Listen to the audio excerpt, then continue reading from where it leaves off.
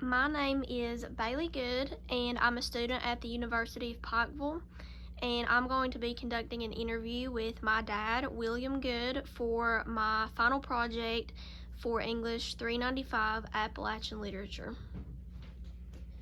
So, today we're going to talk a little bit about your experience with unions, because the focus of my project is unions in Appalachia and Appalachians fight for workers' rights, and I know that you're very experienced in that. So, to start us off, can you tell me a little bit about your early career and when you realized that you needed to organize a union?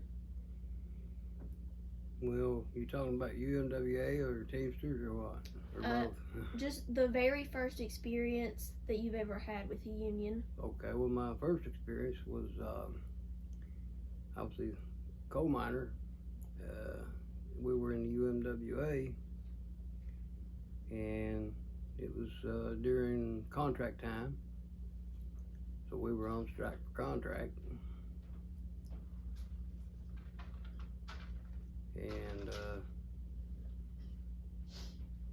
few things went on. So was this in like the 70s? Yeah. I started work in 1974 in Gimlet Corn Coal Corporation. Okay. So what were a few instances that happened, like when you were working at the coal mines? What were some instances that made you realize that you needed to get a union there? Well, I always said that definition of a union man was not sorriness, but you had someone who would stand up for your rights and would get benefits in a contract for all the workers. Okay.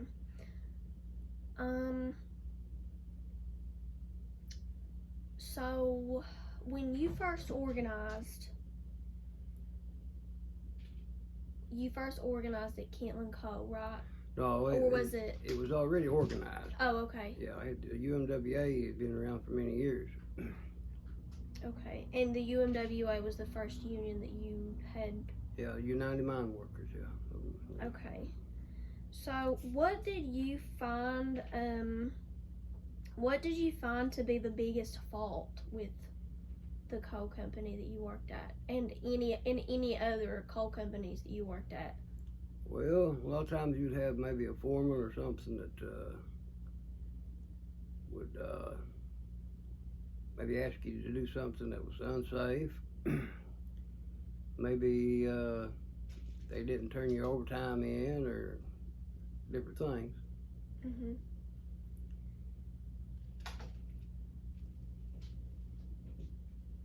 And well, like I said, the union negotiated contracts for the workers between the UMWA and the companies, coal companies, and they protected the rights of the workers. The UMWA, the unions did. Mm-hmm. And even though there were some that took advantage of being a union man, a lot of times you had a grievance. Could be when, like I said, a job was posted, if they gave it to a man with less experience or less time, you could file a grievance, and if you could prove your case, you could win your case. Mm-hmm. But you had somebody to argue your case. That was your advocate, the UMWA. They called them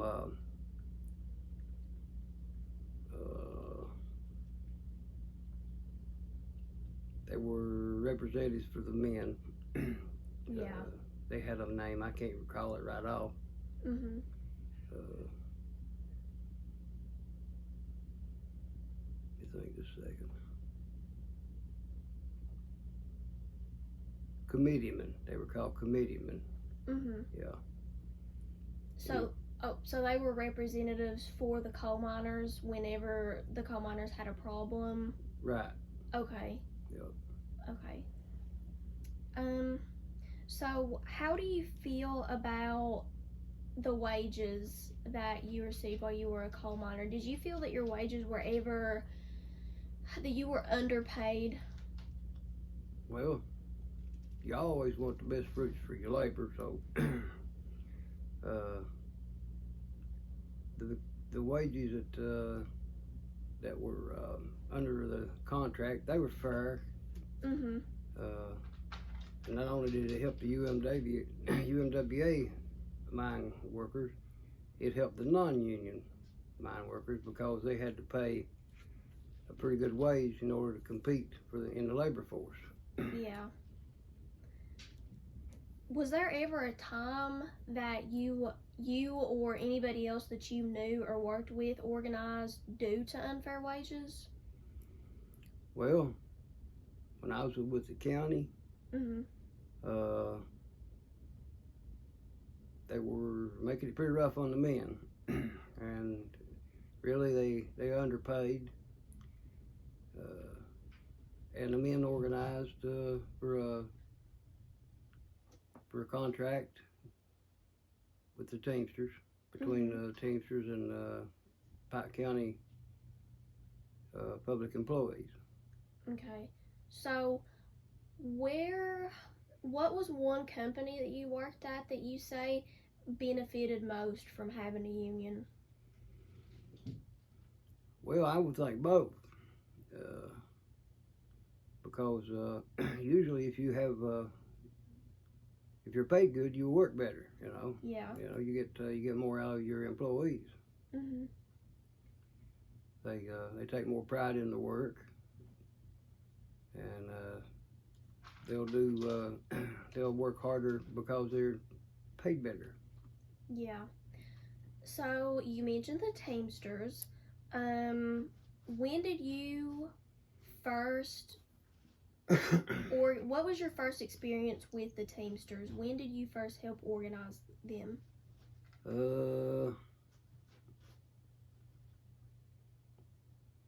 Probably the year was around 91 or 92, 1991 or 1992. Mhm. The men were being pushed to pretty tough limits. Yeah. Can you tell me a little about that, like how they were being pushed to their limits? Well, the wages were low and the work was long and hard. Yeah. And I recall a situation or two where they couldn't get the job done, and some of the I call them company men because basically that's what they were. They blamed it on the employees. Yeah. But a lot of times it was breakdowns of the equipment and the trucks and stuff. Mhm. And it really wasn't the labor forces. It wasn't the men's fault. Yeah. So when you first organized the Teamsters, can you tell me a little bit about that experience, how that went? Well, like I said earlier, they were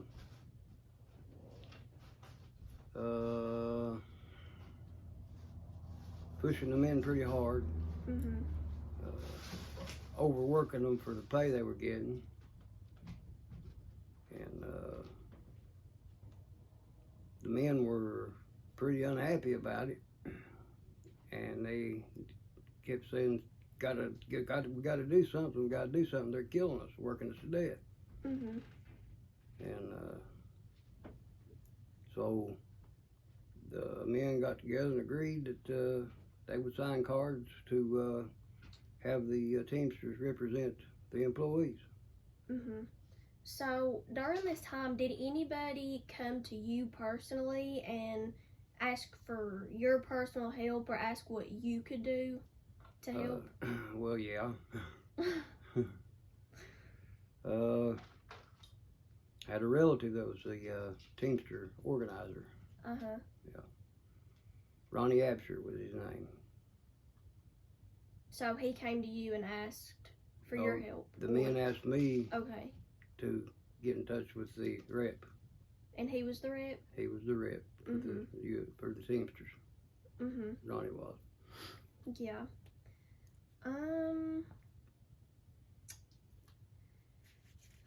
So, would you say that you were like a decently prolific organizer? Because I know that you said that you were a chief of the Teamsters? Chief Stewart. Chief Stewart, yeah. Pike County, yeah. Of Pike County. So when was that? Were you elected into the position, or? Well, the Teamsters appointed me to that position. Yeah. So, what do you think your biggest victory was throughout your time organizing unions? Like, what would you say was something that you were the most proud of that you achieved? Oh, well, being able to get 51% of the employees to sign union cards at the county was one. And depends on which instances you refer to. We've been on picket line, or just really anything, like maybe an instance where you feel like you had the most impact. Well, probably the most impact would have been the organization of the county workers under the Teamsters. When we were out for strike, there's things, we stopped the non-union coal plant and took it over, which we talked about the photograph there, where you got a copy of it. Yes. Yeah. And there was a instance when non-union operator was hauling coal through the community here. Through Grapevine? Yeah. Yeah. Okay. Through Grapevine, where we live. And they had a caravan of coal trucks come through, and they had hired a SWAT team to guard the coal caravan, and they got stopped above where I live, and a helicopter coming over, and a guy hanging out with a machine gun, and somebody fired some shots in the direction of the helicopter, and the helicopter left. And they hit a truck in the rear end where 3 of the local residents was in the truck, and it was pretty tense there for a little while. So would you say that really caused like some tension in the community? Were a lot of the residents scared during that time? Yeah, they was frightened. Yeah. I'd say so. That sounds very scary. Yeah. Which from probably well, I'll say a source, there was one guy with one gun that kind of helped clear it all up. So do you know how he helped clear it up? Well, he fired a few shots in the direction of the helicopter. Okay, so just to get them out of the community. Yeah. So do you feel comfortable telling me about this source, or? Well, yeah. I mean, the source itself. Yes. Oh. If not, we don't have to go into detail about that, but only if you feel comfortable with it. Well.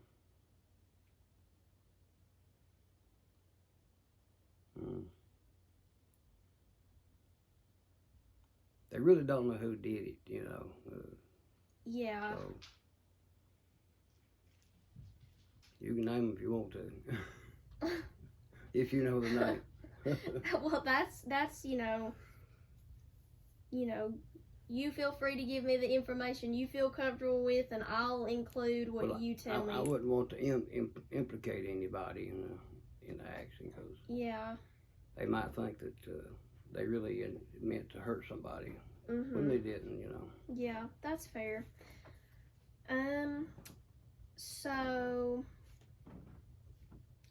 when you protested and you went on strikes to fight for workers' rights, would you say that going on strike and picketing was the most effective method? Well, basically that was the only method of when you were out for a contract was a picket line, you know, to stop co-production from non-union places, and to help speed up the ratification of a contract between UMWA and coal companies. So when you were organized with the UMWA and you picketed when you were part of their union, you mentioned a photograph, and I'll include the photograph. Can you tell me a little bit about what's going on in the picture and a little bit about who you were picketing with? Well, it was UMWA employees that, in the picture, and the picture was taken after a stoppage of work of non-union co-production, attack preparation plant. So the preparation plant was one in the central Appalachian region. Yeah, it was in this region. Yeah. So was it in eastern Kentucky? Best of my knowledge, it was eastern Kentucky, or maybe southern West Virginia or somewhere in this area. It was in this region. So I know that you were I know that you were involved with the UMWA for a long time, and then you began to organize the Teamsters where you became a chief steward. What can you tell me a little bit about the transition from your position in the UMWA and your position in the Teamsters? So I guess what I would like to ask is for you to tell me a little bit about that transition, and if you felt that the UMWA had failed their employees in certain ways. Well, yeah, I do. Rich Trumpka was he was the UMWA president, and he convinced the UMWA employees to ratify a contract that allowed the non-union coal to come through union temples, the preparation plants. And from that day on, the UMWA was in decline. It was getting weaker as a union, and eventually they pretty well shut down all the UMWA operations. And to my knowledge, there's not a UMWA coal mine in the state of Kentucky now that I know of. Yeah. So I know that there was an incident where some employees had basically cut power poles. Was this, can you tell me a little bit about that, and was this when you were with the UMWA? Or? Yeah, I was with the UMWA, when that incident occurred. Well, they shouldn't have done what they did. Well, can you tell me a little bit about what they did? They sawed some power poles almost into the point where they would break easily. So what were they trying to accomplish when they did that? Really don't know what they was trying to accomplish other than what would have been the main goal, and that was to convince the companies that we wanted, the employees wanted a contract. So do you think that they were maybe just trying to cause some type of a failure in the system, or they were trying to cause cause chaos for who you refer to as the company men? Well, no, it would have been workers that did that. Mine workers. Probably they thought that if they caused some sort of problem with the power, power poles going down, caused them to put pressure on the company, Mhm. you know, to come together and ratify a contract, or any negotiated contract that the employees would ratify. Yeah. So, did things like that happen often? Were there instances where where there was a lot of tension, like, were there instances where people took their protests to that extreme? Were there a lot of instances? Well, well, I don't, you can't really say, because there's a lot of things happen that don't make the news or not talked about or whatever. Repeat your question now, maybe I can. So would you say that there were any other instances that were as extreme as that one? Well, yeah, we were out for contract. It was a different time. I knew the guy, the boy. Matter of fact, my brother and I pulled him and two more boys out of the creek that had a car wreck. Hayes West was his name, and he was shot and killed, I think, over on Bent Mountain, Bent or Cobra One. Somebody, I think they got the person who did it and prosecuted him, but they shot and hit him in the back of the neck, and he crawled out of the coal truck and crawled under the coal truck to hide, but he still died. So why did they shoot him? He was driving a non-union coal truck during a strike. Oh, so a pro-union person, yeah, shot him for, yeah. Okay. Yeah, that is definitely very, very extreme. Yeah. There have been other deaths on picket lines and stuff, during strikes and stuff. And when people were trying to organize at non-union places. Yeah. So, were there instances also where things got violent? Battle of Blair Mountain, Bloody Harlem. Yeah, there's different places. Were you ever were you ever present? No, I wasn't. Not those times I was off. I was in prison. Well, when you were in the union or working with different unions, were you ever present when there was a time of violence? Well, somebody shot at a train. A train? Yeah. Where was this at? Oh, I don't know. I don't remember. We were different places during strikes, you know. And my memory's not that great about, because it's been a lot of years. Yeah. And places to be able to tell you an address or something, I can't right now. I couldn't. Just because it's been so long. Yeah. So, were you leading a strike at that time? No, well, we were out as a general strike for a contract, between the company and UMWA. Yeah, and somebody started. Was the train moving? Was it transporting coal? Yeah. Okay. Would you think that somebody was trying to stop that train? Well, no, I don't think so.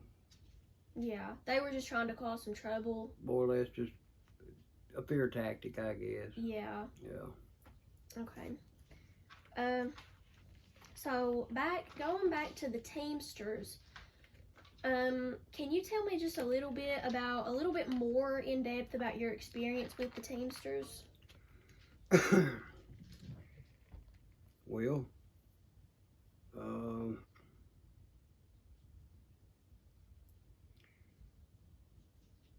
I think it was, there's no doubt it was a stronger union then, and even today it's stronger, because the UMWA to me, it's on its last legs as a union. And the Teamsters, they're a nationwide union. Yeah.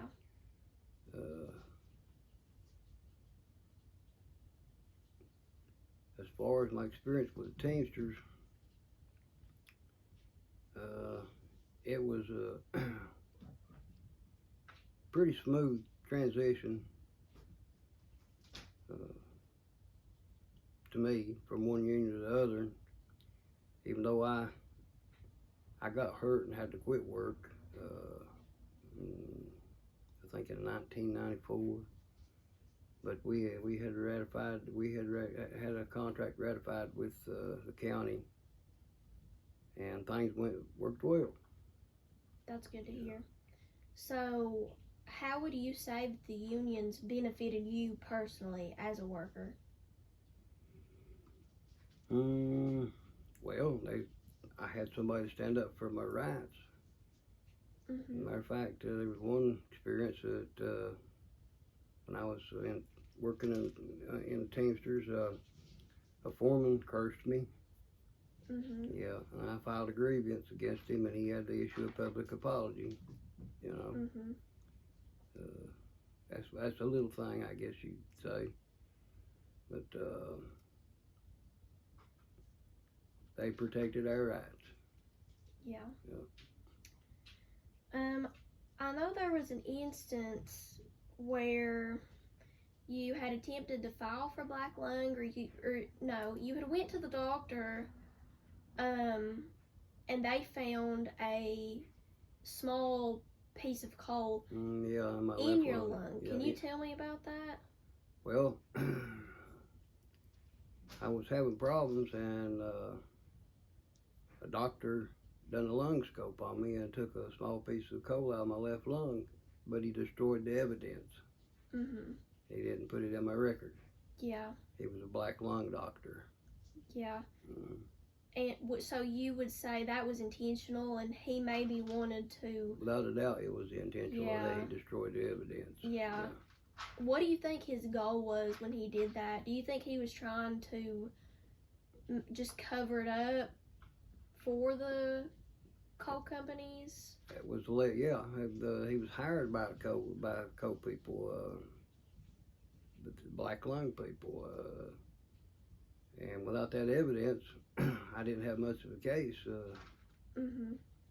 a winning case. As a matter of fact, I called him, and he remembered everything about it until I asked him if he could enter that in my record, and then his memory got real bad. Yeah. He couldn't remember it. Yeah. So just for my clarification, when you were with the Teamsters, did you ever work in the coal mines when you organized the Teamsters, when you helped organize them, or was that when you were just working for the county? Just for the county. We organized. Okay. We organized under the Teamsters. Like I said, Teamsters has been organized for many years. Yeah. As a matter of fact, it goes back to the days of horse-drawn wagons. That's how it got its name, Teamsters, because they drove a team of horses to pull the wagons. That's interesting. Yeah. So, was the Teamsters present in Eastern Kentucky before you helped organize a local chapter? No, not to my knowledge. So, you sort of made history We made history organizing the county employees under the Teamsters. Yeah. So, to your knowledge, are the Teamsters still organized in Eastern Kentucky today? No, after I left, the men made the terrible decision to withdraw from the Teamsters, and they signed with the UMWA, the weaker union. Yeah. So, where do you think that the Teamsters would be right now had they not left? Well, they could have organized other places because they had a foothold in Eastern Kentucky. Yeah. When I was there, and the relative that was organizer, he developed cancer and died. Mhm. And Was that Ronnie Absher? yeah, Okay. Ronnie Absher. And then I got hurt and disabled, couldn't work, so after I left, it just kind of fell apart on that end. And like I said, they made the decision, a bad decision, to sign with the UMWA, and Mhm. which still yet they do have the reunion yet today. So Mhm. it still benefited the county workers and employees. Mhm. Yeah. So, um, I I assume I'd be correct in saying that, you know, you believe that unions are incredibly beneficial to Appalachia. Without a doubt. Mhm. Yeah. Yeah, because, almost every Appalachian, I would say, maybe at least half, maybe, are aware that the coal industry is really hard on its employees, and there's a long, long history of exploitation in the coal industry. So, yeah. Yeah. Matter of fact, I know some couple of men that had a non-union coal operation, and they worked some of their people inside for uh, what's the term?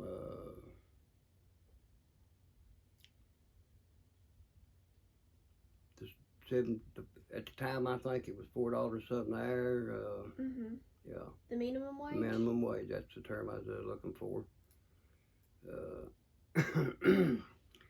And they actually worked men underground for minimum wage. Yeah. So yeah, that's exploiting you pretty bad. And the minimum wage at the time, you would say, was not a livable wage. No, it wasn't a livable wage. It's not a livable wage today. $7.25 an hour. No, it's not a Yeah. living wage. Yeah. They don't need a minimum wage in this country. They need a living wage. I understand what you're saying. I do. Are there any experiences that you'd like to share that I've not asked about, or anything that you feel like you would like to include? Mm,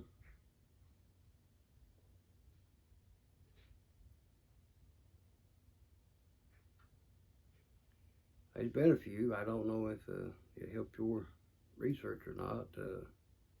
Anything would help, really.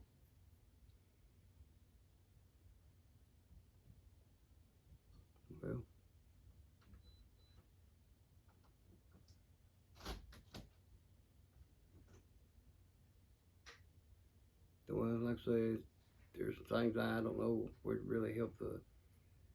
Maybe we can add that a little bit later. I can think about them, and maybe, like I say, it's been a lot of years, and I'd have to sit and think about Yeah. the particular things that you're asking about. That's okay. We can always do a part two, and Yeah. I can include some more.